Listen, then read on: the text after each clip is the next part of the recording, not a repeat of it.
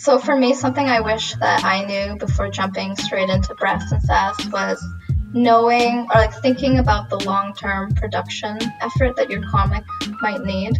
So like if you pick a style that's very intricate, you should go for it, but be aware of how demanding it might be long-term, especially if you want to maybe eventually do this on a paid weekly contract.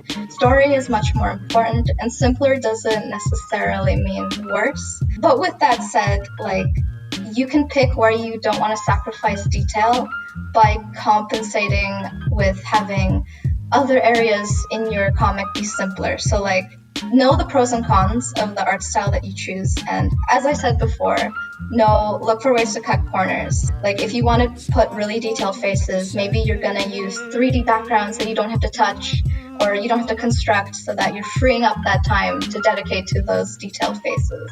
So yeah, just being aware of what the pros and cons are of your art style is important. Hello, my name is Annie, and you are listening to World of Webcomics, a podcast all about interviewing creative people who are telling stories online. This past week, we were graced with the return of Brass and Sass. Season 2 has begun, so I felt that it was an appropriate time to post this episode. I feel like this interview has a lot of great insight for you guys, so without further ado, let's go to the interview. All right, for those who might not know, could you introduce yourself as well as what you are known for? Sure. My name is Enlik, and currently I'm making a comic on Webtoon called Brass and Sass, and that's about it. Excellent. And for those who haven't read the comic, could you maybe give like a quick pitch about what it's about? Yeah, for sure. The comic is about band kids falling in love. Basically, you've got one super elitist, hoity-toity band kid who came from a super music-focused school, and now he's in a really crappy band program trying to help a newbie band girl who is terrible at music try to like learn how to do the whole band thing, and together they're trying to make sure the band program doesn't collapse, essentially. Yes, and I would love to get into the comic and discuss everything about it. Before we do that, I would love to know more about you. What's your backstory? How did you get into art and find your way to comics? So I guess it started way back when I was super young. I was introduced to anime by my older brother, and since then I've always loved manga and anime and drawing. And then the way I got into comics was I was in the middle of applying to art school.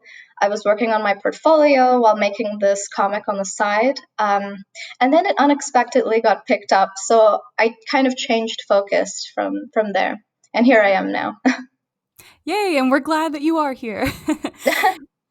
So, as I understand it, and as you mentioned, you kind of changed focus. This kind of started off as like OCs or original characters that kind of grew into something more. Is that correct? Exactly, yeah. So how did that happen exactly? Like, how did you get picked up by Webtoon? So basically, I had OCs from like growing up through middle school, this like vague idea of a band comic.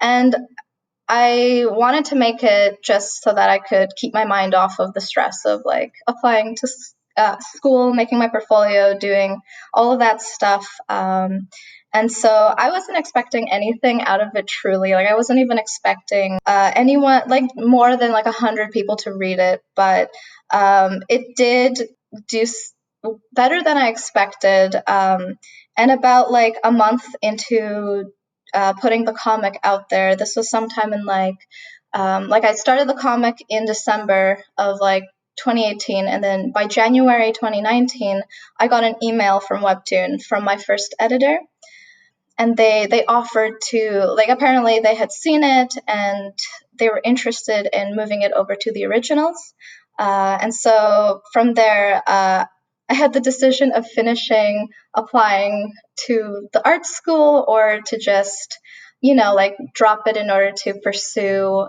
this offer. And I decided to try this because I was having so much fun making the comic and just doing comics in general that, I gave it a shot. And it's been like, I feel very, very lucky and very fortunate that, it was very quick. It all happened very fast for me. And I know that's not the case for some people, but honestly, like, yeah, it's been a very interesting journey so far, because I've learned a lot on just by plunging headfirst into it. And I hope that people who are interested in starting a comic or are doing a comic right now on Webtoon, I hope people can hang in there, because there's plenty of room for everyone, basically, I think. I love that. And I think that you're a great representation of this idea that, not everybody has to go the same route and do the art school thing. Of course, everybody has their own experiences, but it's nice to see that, just because you don't go to school doesn't mean you can't obviously, find success like you have. Exactly. And that's awesome. Yeah. Yeah, everyone's path is different. As my experience, I hope, is an example of to people who maybe are very confused, because I was also very confused as to where I was going back then. But yeah, art school is a good option, but for Webtoon, at least from my experience, it's there doesn't matter. Yes. And for you, was there a big difference between what you were initially posting versus what we see on Webtoon now? Yes, because back when I was starting, I had a more traditional mindset. Like, I was making the panels as like in like a page format. I wasn't thinking in terms of the vertical scroll yet. I was actually like, first I was planning the panels on paper in that traditional format, and then I would turn it into the scrolling format. And it was only after I talked with my editor and started making the comic with Webtoon that I switched gears and learned about, just like, I focused on the vertical scroll format first and foremost, and completely abandoned the notion of turning this into, or like making this with the goal of print in mind, if that makes sense. Yes, I'm so glad you brought that up because I think your comic is a really great example of how to embrace the vertical format and really fun things that are unique to webcomics because it's about band kids and we even have stuff like music in the comic. So that kind of leads me to ask for you, do you have any thoughts on like the pros and cons of the webcomic format as opposed to like traditional print? Okay, well, a pro, I think, like the main thing that I love about Webtoon and webcomics in the vertical scroll is the accessibility of it. So, like, as long as you have a way to upload to the internet and an art program that can put stuff together, anyone can upload and start a project, and find an audience. But I guess the one downside, if I could think of anything, is there's a higher, like, more people on Webtoon are like individuals making projects, and there is like a expectation that you do everything. Like, I know that in traditional comics, in print, you have like a dedicated letterer, like a dedicated colorist, a dedicated usually there's like a writer and the artist, and there are groups like that, like teams in Webtoon. But I think a majority, at least starting out, are just like you are a one-man band in that sense. And so the workload for that, the expectation that you have to create like a fully colored comic, whereas like I know manga, you do it black and white, and black and white isn't as successful on these platforms. Usually the expectation is full color, and with that comes more work, but it is worth it in the end. But it is something that can be a drawback, I think. That's an interesting insight. Yeah, it makes sense that there's certain expectations, but I could see how that could be like discouraging to some creators. Especially starting out, it might be overwhelming. I think it is worth it in the end, though. You have complete freedom on the platform to make whatever story you want with any aesthetic that you want. That is very true. As far as coming back to this music element, just because I'm really fascinated with that and how it's kind of unique to Webtoon. Is that part of your one-man band? Are you the one who makes the music? Luckily, no, I get help with that. My composers, Isabella Levan and Emilian and Vermilion, are so talented and amazing. And it was through Webtoon that I guess, the Webtoon community that I found them and was able to work with them. And they work on plenty of other Webtoons too. So yeah, it's really great that the Webtoon community, we come together and collaborate sometimes, and that's been really cool. Yeah, very cool. So before we kind of get into the nitty gritty of the story and the art, could you kind of just take us through the process? What's it like from beginning an episode to actually posting it? My process starts with, I have a general plan for the way that the season is going to go, or like the elements I want in it. And then I start with a script for an episode. And then that script is subject to change once I get into the thumbnailing section, where I plan out how the panels are going to flow. Once I'm done the thumbnails for the episode, I'll send that to my editor. And then usually I'll just get started on inking right away. My editor will maybe give me feedback on stuff to tweak. Luckily, right now I have colorists, which has helped me alleviate some of the workload.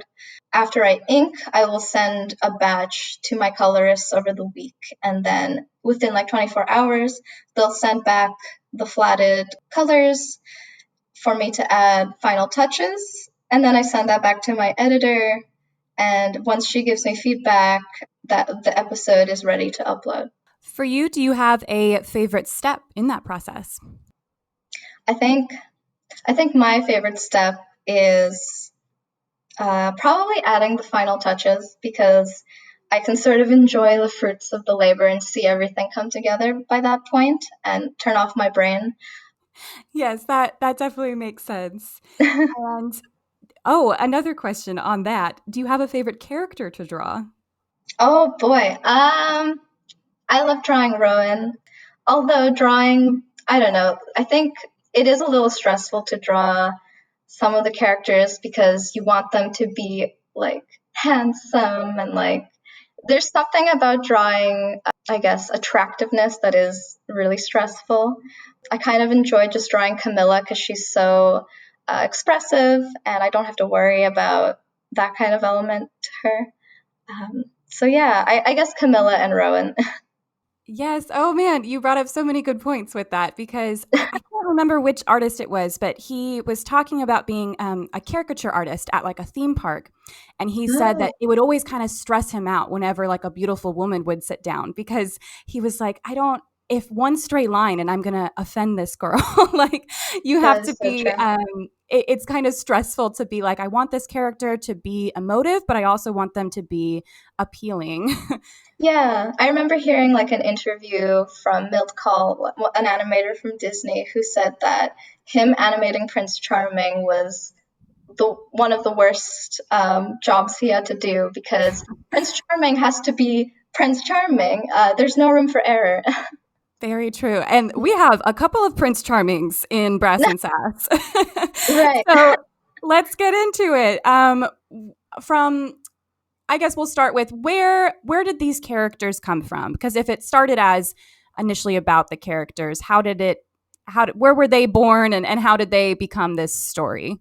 Well, the story is very self-indulgent. I suppose the sentiment for creating it was, I was a band nerd who loved shoujo manga, and I always wanted something that merged the two. So really making this has been just me fulfilling that, or like making something for my 12-year-old self to read. All of the characters have angst from me in different stages of my creative life, I guess.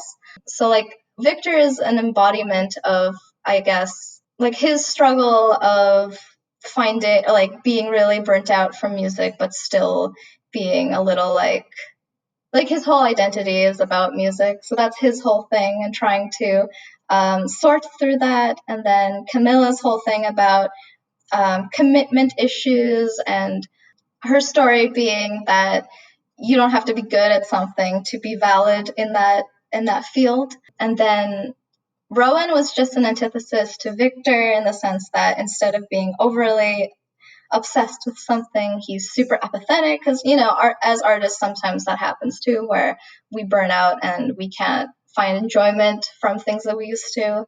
And then Beth and her performance anxiety is very on the nose with what I'm referring to there. So yeah, they're all just different manifestations of, like, the story is about art, whether that's music or here I'm making a comic. It's very meta in that way. It's about how we express ourselves, how we navigate being creatives, how we can do that in a healthy way, how we can do that in a destructive way, that sort of thing.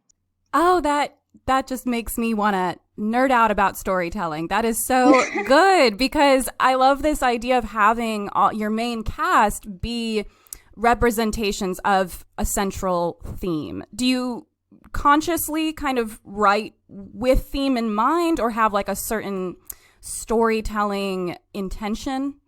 I think, yes, definitely. The thing that keeps me anchored to the story is, like, no matter where we divulge in the plot, it helps to have, well, at least for me, it helps to have that the crux of it being one theme. So yeah, in that way, I do keep that in mind while thinking of, like, the main plot elements, but I do like to leave some room for the story to just sort of take a life on its own, and take me places, Yeah, that sounds like a really good balance to keep. Mm-hmm. I also think that I love that you bring up that it's self-indulgent, and like just owning that and just this idea that like we should write for ourselves, and in turn that kind of turns into our intended audience as well, and that there's no shame in that, because if you want it, then there's a market for it too. Yeah, for sure. Because you can't please everyone, and especially a thing about Webtoon, it can be terrifying sometimes because you're so seen, or especially the more you are seen, the more terrifying it is to keep producing sometimes. And I find that being self-indulgent is a way to navigate that, because it's like, well, yes, the story is for my audience and I care about what they want, but at the end of the day, I started this off for me, and that's the only person I can please, and that's the only thing I can control. Yes. Oh, good healthy mindsets to be promoting. That's what I think. Uh-huh. So something else I want to kind of celebrate you for is the fact that it's a teen romance, and yet you address like things like angst and identity in ways that do not feel condescending. It all feels very authentic and wholesome. If I had to describe this comic in one word, it would be wholesome.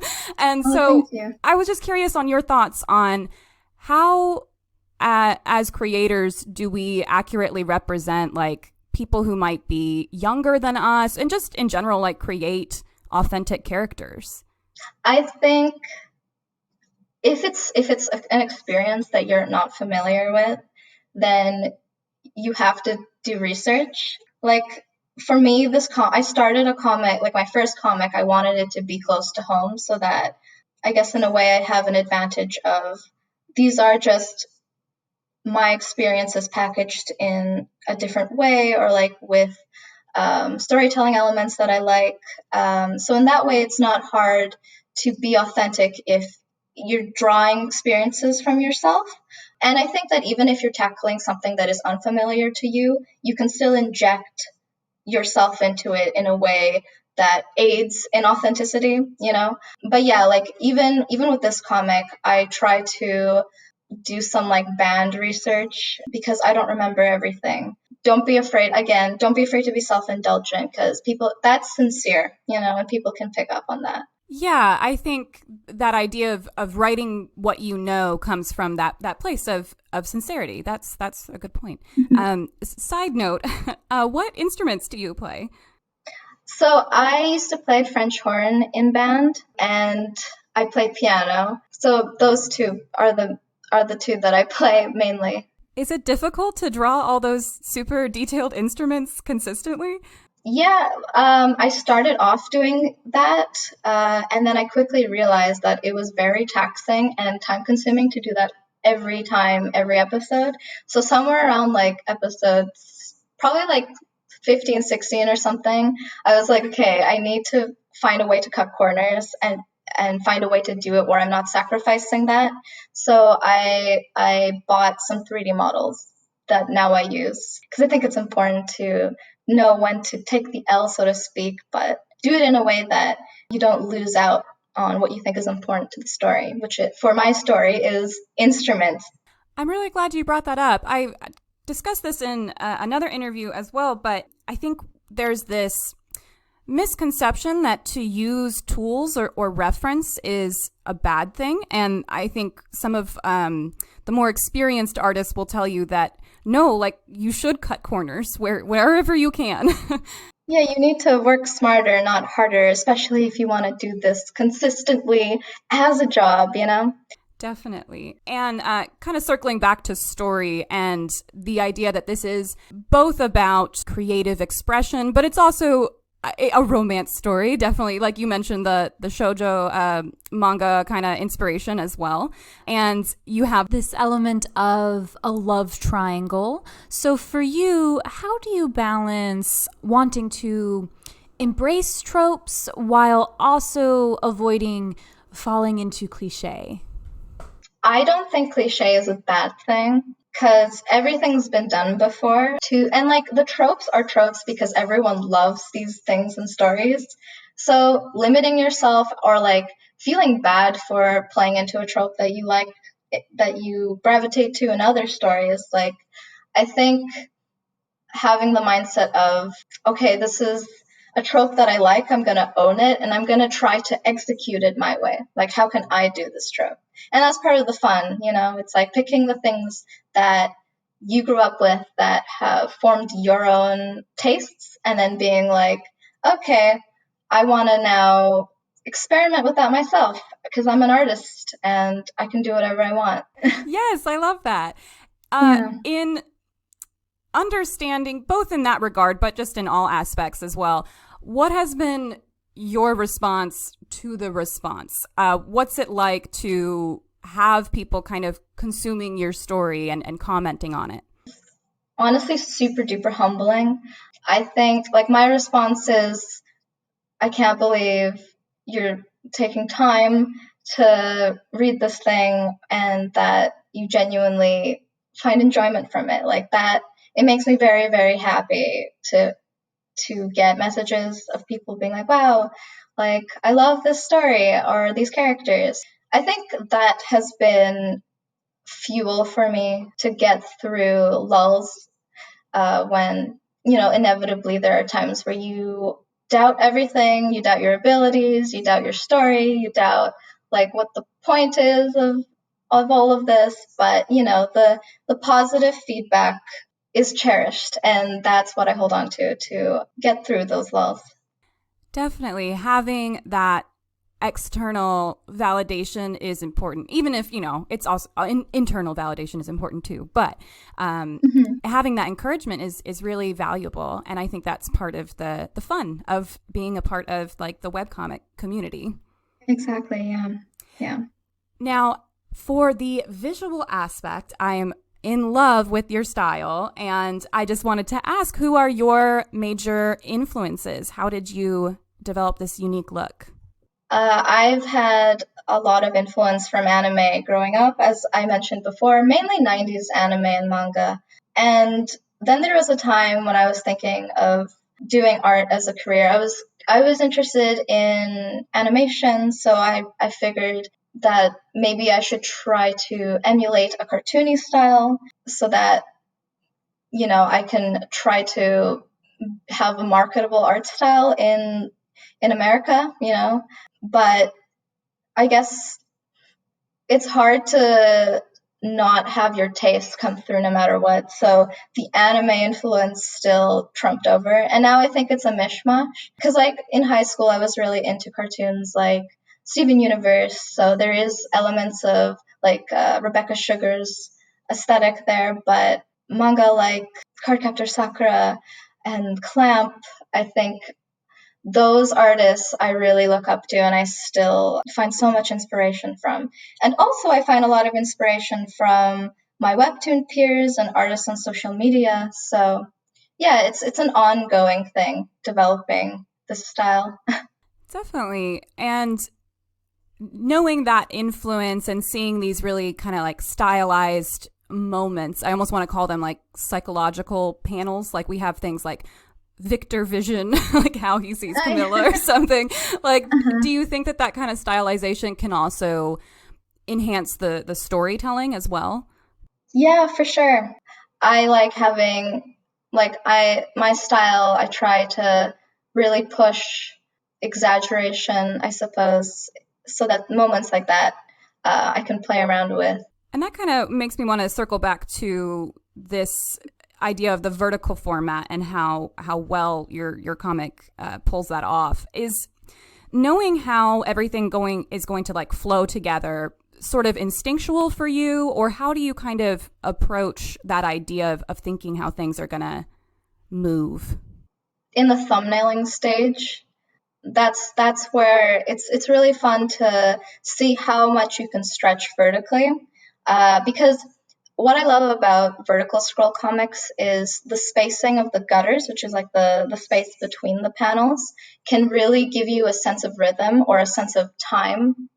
Like the bigger the gap is, the more space that is between one moment and the next, you get this like physical feeling, almost like animation, that time has passed. Or like you can really play around with the pacing. Like if you want a super action-packed scene, having the gutters be super duper thin, and just having all this information all at once can really amp up and like emulate the sensation of like action. Or you can even make it seem animated by doing it like that. So yeah, that's something that comics in print doesn't have access to, that physicality of panels moving across the screen. I like that idea of bringing in inspiration from other storytelling forms as well. And speaking of animation, I think something that really draws me to the look of your comic in particular is that it feels very animated. It feels very expressive, very alive. Even sometimes the line work is almost like kind of gestural in a way. Is gesture drawing something you do, or how do you do that, basically, is what I'm asking. Yes, gesture drawing, I love. I can't do it that much anymore, but that was the crux of like when I decided to really sit down and learn the fundamentals. That's the one aspect of it that is my favorite. And I do recommend artists do things like that, because gesture drawing especially is really good at loosening up your art. Definitely. And something I didn't think to ask before, but is this actually your first webcomic, or have you had other stories published before? This is my first big project, but I've been making like small comics privately for my whole life. And I used to, when I was like in middle school, I was really into a website called Smack Jeeves, and I would just lurk. I remember it well. Yeah, I would lurk on Smack Jeeves, and I remember attempting to make my own comics back then. But again, I was a child, so they never went anywhere. But yeah, but this is my first like big girl project, if that makes sense. Very cool. Have your stories always kind of fallen within like the same genre? Like is slice of life / romance kind of what you gravitate towards? I think so, but I mean, there was a period of time where I tried to like shun my love for just the cheesiest, fluffiest stuff, and I was like, no, I'm edgy. Like as an adult now, I'm like, no, I've always just liked the sparkly shoujo stuff. Yes. Oh my gosh. I think we've all gone through that phase of like, no, I don't like girly things. And then you're like, oh no, it's me. Exactly. Yeah. And I mean, that kind of brings me to kind of speak on, I mentioned before, like your characters are so authentic and relatable, but I feel like Camilla is like so unique. She's not good at everything. She's so passionate. I think she's like a really positive role model in a way. Like, I don't think that she needs to be that, but she has the potential to be that. Oh, I'm so glad you think so. Yeah, because I don't know. I think we see a lot of people being edgy, and she's very genuine and sincere. She's she's anti-edgy. Yeah, she's the antithesis. Yeah. I think everybody's kind of shown their appreciation for that, and that's awesome to see. So for you, aside from maybe luck being an aspect, what would be your tips for growing an audience? So I think that the main thing is consistency.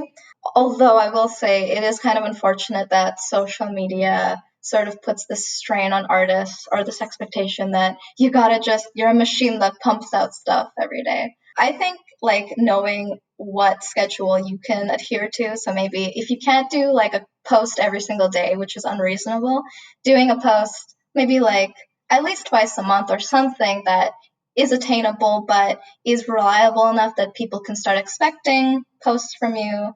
I think that's important. And also on top of that, sincerity is important. Like jumping on art bandwagons is important and is a very good way of growing your audience, but picking the ones that you genuinely like, I think is important, because people will be able to pick up on that, and if you're enjoying yourself, they'll be able to also enjoy themselves subliminally.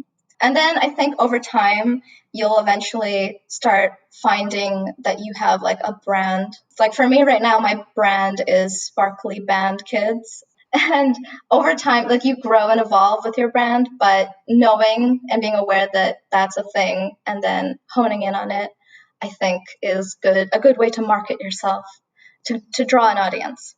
Yes, and something unique to you is that you are coming back pretty soon. You've been on hiatus, so I'd love to hear your thoughts on how did you maintain consistency for the first season, and what's it been like to be away for a little while? I think that for me, like having a weekly deadline is a really good motivation, being on a contract.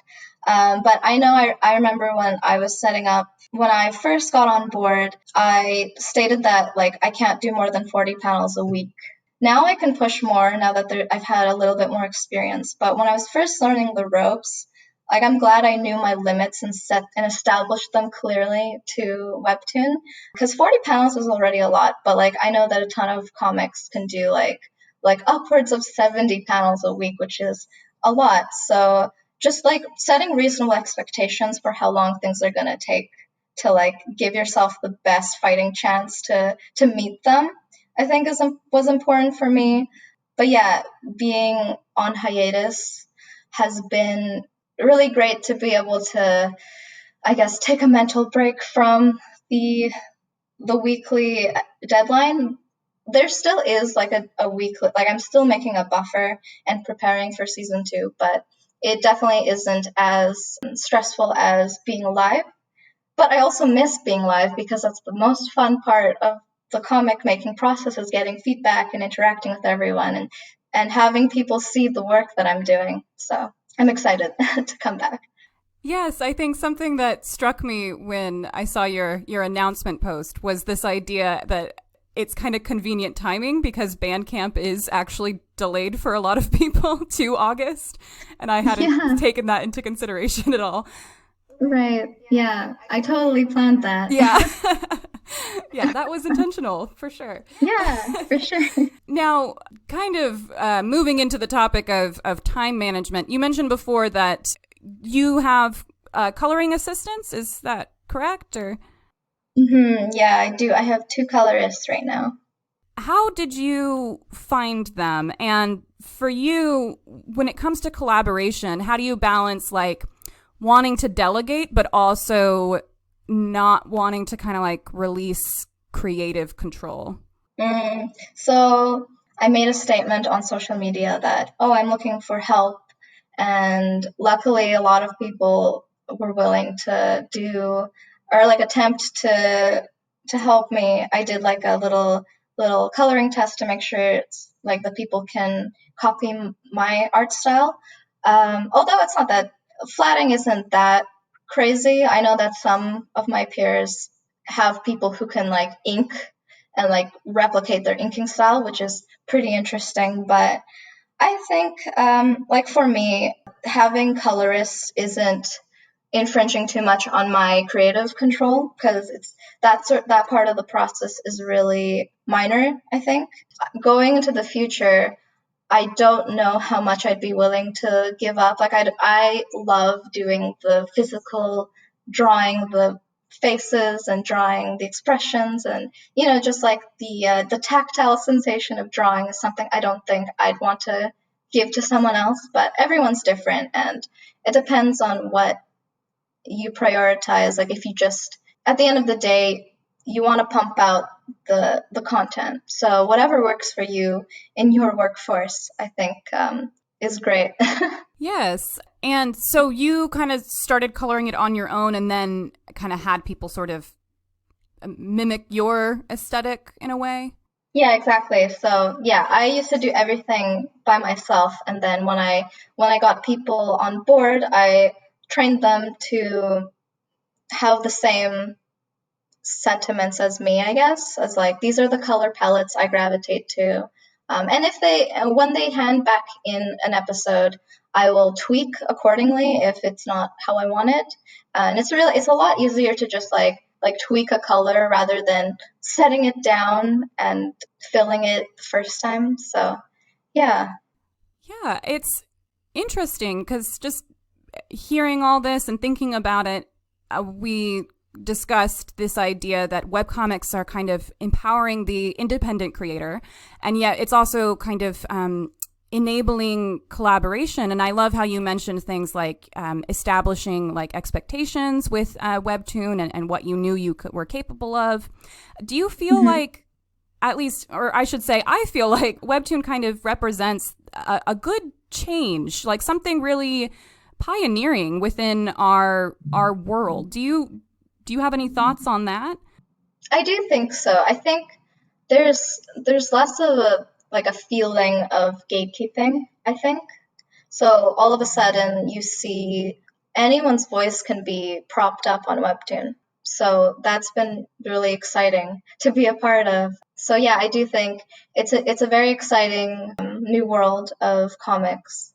Definitely. And I'm kind of going all over the place now, so sorry about that. But I wanted to kind of come back to process as it pertains to writing a little bit more. And this idea I've been hearing a lot of the image and the words being kind of symbiotic, because you mentioned like you have an idea of how like the season will go, but to what extent do you kind of structure your writing? Like, are you just like a plotter, or do you actually like type out the dialogue? Yes, I think what I do is like, first big picture, I think what plot points would I want to happen? Like what are some isolated scenes that I would have fun doing, or like that I think would be interesting. And then I brainstorm like that, and then I find like physically on a doc, and then I'll try to find ways to string these together and workshop it so that everything flows in a way that makes sense.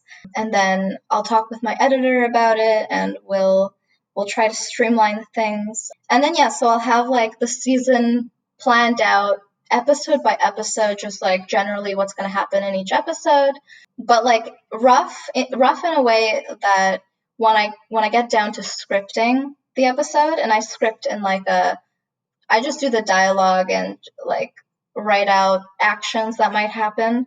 There's wiggle room that I can tweak things to work in 40 to 50, sometimes to 60 panel chunks. Most of the legwork, I think, comes in the thumbnailing stage, because that's where like the most important thing is the visuals. Your dialogue should be concise if it's a comic, because I don't like having huge blocks of text is a lot for a visual medium. Being able to spread that out throughout the episode and rely on the visuals more, I think, is important. So trying to figure out how to put that in my thumbnails is where I think the majority of the storytelling actually comes in. I think that's how I go about writing an episode. Interesting. And then do you have any idea of like how many seasons you imagine like the entire story being? Right now, I have like a general idea of 3 seasons because I have a couple of like the overarching arcs that make up the story. They make up 3 parts. Yeah, I think in that way, webcomic writing is kind of similar to like television writing. Yeah, that's true. Yeah, you kind of have to wing it in a way and tweak things accordingly. Yeah. And then as far as going back to visual process and this idea of how you have this very like kind of animated aesthetic, your lineup, like if I were to see all the character designs side by side, is really well done. I think you have a very diverse amount of like character design. So do you have any character design tips for people? If people, I guess, like consider that there's so many diverse features in the world. I mean, I'm a culprit of the same face syndrome, but I try really hard to know that about my art and try to give characteristics that are unique to a character. Observation, looking at like Pinterest even to find like a diverse set of different kinds of people that you could maybe try to make a character. I love that. Yeah, and I mean, I definitely don't see that in your comic. I like everybody looks super different, but this idea, yeah, like this idea of like same face syndrome, that kind of makes me think too, like how as an artist community, do you think that we could be better about like giving each other constructive criticism, but also not like, bringing each other down? Oh, that's hard though. It Because is. you don't want to give unsolicited feedback, you know? You have to, like, if someone, like, people respond better to positive, what is it, positive reinforcement? Especially if someone is like a young creator. Like, they don't know much and they're just trying to figure things out, and there's so much for them to learn. I don't, like, you don't want to turn them off by sound, and especially because tone is so hard to read online, you don't want to discourage them. I think I think the solution might be to just like have more of what you want to see in the world by doing it yourself, and then people will follow, or like people will see, oh, that's a thing, and then will do it themselves. I totally agree. Yeah. And then to ensure that you are putting that story out into the world, of course, you have to be good about time management, like we were kind of talking about before. Do you have any more like specific tips on that? Time management is something I'm still learning things, but yeah, I think not overwhelming yourself. I think like knowing, I don't want to say limit yourself, but have like a goal that is challenging enough that it lights a fire under your butt, but also is attainable such that once you do it, you feel really good about it. Like instead of like, I would have love to maybe start a smaller story first rather than, and I thought Brass and Sass wasn't going to be that big of a story, but it ended up being bigger, which is another thing it's kind of hard to gauge. But doing like a short story first so that you accomplish and finish a work and get that endorphin rush of having something to point to that you did, and then sort of like building up your stamina over time so that you can set the bar higher and higher and then be able to consistently not fall short of your deadlines. Definitely. And branching off of that, a really important topic lately, especially as it pertains to artists, is this idea of self-care. So how do you maintain that work-life balance? And is there anything that you do for yourself that's separate from art? Every day, I try to start the day off with some exercise. I either like go out for a walk or like a jog, or just do something like maybe even dance or something to alleviate the toll of sitting down all day, and then stretching along with that. And stretching is very important in general. You should be stretching all throughout the day if you are drawing all day. Or even if you're just drawing for like a couple of hours, you should make sure that you prevent art injuries by stretching your hand. So yeah, giving myself time to move physically is super important, and it helps regulate my mood and all of that good stuff. And then on top of that, having a mandatory day off no matter what. Like, even if I'm behind on my deadlines, I find that if I ignore the day off, I will be way less productive because I'll feel burnt out and bitter. And so even though I gave myself more work time to catch up, I'm doing less. Just having that rule of like, you need to take time for yourself no matter what. I love that you call it mandatory. I'm currently struggling with that, where I'm like, no, you have to stop. Right? I totally get that. But you do have to have that mental switch in your brain of like, this is just as important, or like, this is part of my job, to trick yourself. Yeah, I've heard this metaphor of like trying to saw something with a dull blade. It's like, you need to sharpen it, or else it's just going to take longer. Exactly. Yeah. Now, I have loved talking to you again. I'm just unashamed. I'm a big fan, and I'm really excited for it to come back. So, looking to kind of wrap up here, just in general, what would be your advice for aspiring comic artists? So for me, something I wish that I knew before jumping straight into brass and sass was knowing, or like thinking about the long-term production effort that your comic might need. So like, if you pick a style that's very intricate, you should go for it, but be aware of how demanding it might be long-term, especially if you want to maybe eventually do this on a paid weekly contract. The more rendering that you put in your art, the more you may be killing yourself trying to keep up with the deadlines later. And I know that editors, they may or may not want to put you through that when they're looking for people to sign on, right? So like, production quality isn't everything to them. Story is much more important, and simpler doesn't necessarily mean worse. But with that said, like, you can pick where you don't want to sacrifice detail by compensating with having other areas in your comic be simpler. So like, know the pros and cons of the art style that you choose. And as I said before, look for ways to cut corners. Like, if you want to put really detailed faces, maybe you're going to use 3D backgrounds that you don't have to touch, or you don't have to construct, so that you're freeing up that time to dedicate to those detailed faces. So yeah, just being aware of what the pros and cons are of your art style is important. Couldn't agree more, yeah. And for those who want to find you on your social media, where all could they find you? So I'm Aunt Lorella on Twitter and on Instagram, and that's where I'm the most active. Okay, great. Well, I will have that linked in the description when this goes up. And Enlik, thank you so much again, and I'm so excited to see where the rest of the story goes. Thank you so much. Thanks for having me. I had a lot of fun. Thank you again to Enlik for giving me her time, her thoughts, and as we discussed, Brass and Sass is back, so if you are a new reader, now is a great time to get caught up. If you're an old reader, what are you waiting for? Go check it out. I tell you what, I learn so much when I do these interviews, and I hope that it is a valuable resource for you as well.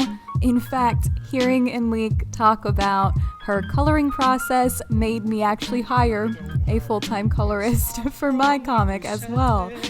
So I really hope that these creators understand that their stories and their thoughts about storytelling are so invaluable. As always, if you have a webcomic, drop the title of it below, or tell me any webtoons or webcomics in general that you enjoy, and let me know if there is a specific topic that you have a question on. I would like to do my very best to get other creators to speak on it. So let me know about that as well. Until next week, guys. Bye.